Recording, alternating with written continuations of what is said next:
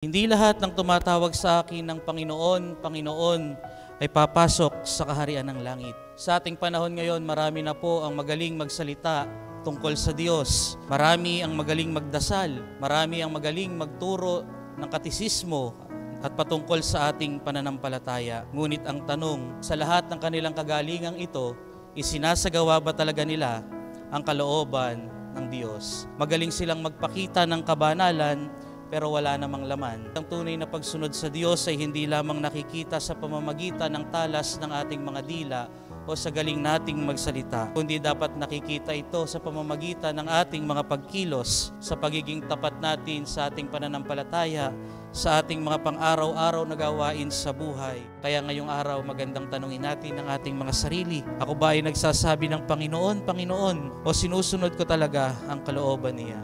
Ang buhay ba natin ay nakatayo sa matatag na pundasyon sa Diyos o sa buhangin ng ating mga pansariling kagustuhan? Tandaan natin, ang pananampalatayang hindi isinasabuhay ay parang kandilang hindi sinisindihan. Nandyan nga, pero walang ilaw, walang init, walang silbi. Panalangin natin na hindi lang tayo maging Kristiyano sa pangalan, kundi maging mga Kristiyano tayo sa ating puso, sa buhay, at sa lahat ng araw, at sa lahat ng pagkakataon.